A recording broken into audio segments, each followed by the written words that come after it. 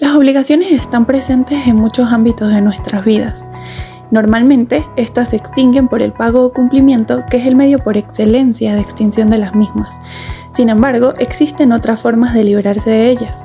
Yo soy María Gabriela Perdomo y en esta presentación estudiaremos los medios de extinción de las obligaciones distintos al pago. La clasificación de los medios de extinción de las obligaciones distintos al pago distingue entre los que satisfacen al acreedor y los que no satisfacen al acreedor. Los que satisfacen al acreedor son las figuras de dación en pago y de compensación, y los que no lo hacen son la novación, la delegación, la remisión, la confusión y la prescripción. Iniciaremos con la dación en pago, que es una figura de pago consensuado mediante la cual el deudor paga con una prestación distinta a la pactada originalmente, pero con el consentimiento del acreedor. Es decir, que satisface al acreedor con un objeto distinto, siempre y cuando él mismo esté de acuerdo en recibirlo. La dación en pago consta de 6 elementos esenciales. El primero de ellos es una prestación dada con la intención de pagar. El segundo, que esta prestación sea distinta a la debida. El tercero, por supuesto, el consentimiento. El cuarto, la capacidad de ambas partes. El quinto, la obligación vencida. Y el sexto, la realización efectiva de la nueva prestación. En cuanto a la compensación, tenemos que en el artículo 1331 de nuestro Código Civil dispone que cuando dos personas son recíprocamente deudoras, se verifica entre ellas una compensación que extingue las dos deudas. Asimismo, aclara que procede del modo y en los casos contenidos en él. Ahora, ¿qué sucede si estamos frente a deudas desiguales? Pues bien, la profesora Domínguez explica que si ambas deudas son desiguales, la compensación extingue la de menor cuantía en su totalidad y la mayor hasta la concurrencia del importe de la menor. En principio, la compensación no procede en obligaciones de hacer y de no hacer, salvo que se disponga lo contrario en una cláusula penal. Asimismo, en el artículo 1335 se determinan los casos específicos en que no procede la compensación. Los créditos inembargables o los casos en que el deudor ha renunciado previamente a la compensación son algunos de ellos. Por su parte, la novación constituye una figura de extinción de la obligación original bastante particular, ya que se extingue la original para ser reemplazada por una nueva. Se caracteriza por ser a la vez una causa de extinción y de creación de obligaciones, por lo que se considera un modo de extinción de las obligaciones y al mismo tiempo una fuente creadora de estas. Los requisitos para que proceda la novación son la existencia de una obligación anterior, es un vínculo previo entre las partes, la existencia de una obligación nueva que sea distinta a la primitiva, el animus novandi, que es la voluntad o intención de ambas partes de novar, y el aliquid novi, que es el elemento de novedad respecto de la obligación original. Otra figura es la delegación. Es un acto mediante el cual una persona llamada delegante encarga a otra llamada delegado de la realización de una actividad que ejecuta en su propio nombre, pero en beneficio de una tercera persona que viene a ser el delegatario. Esta se distingue de la novación en que no precisa de un vínculo jurídico previo.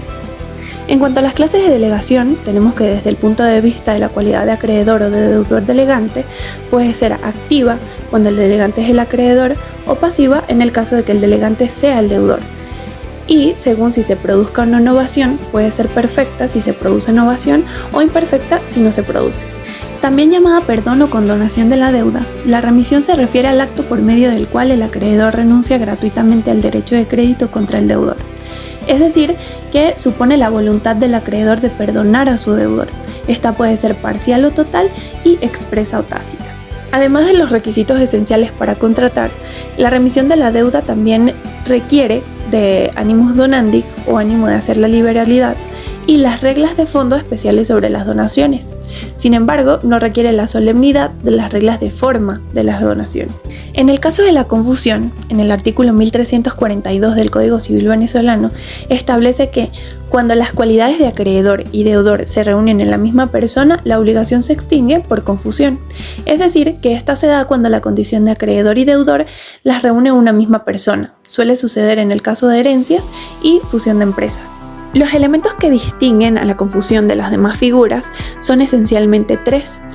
En primer lugar tenemos la existencia de una relación obligatoria. En segundo lugar, que las cualidades de deudor y de acreedor las reúna una misma persona.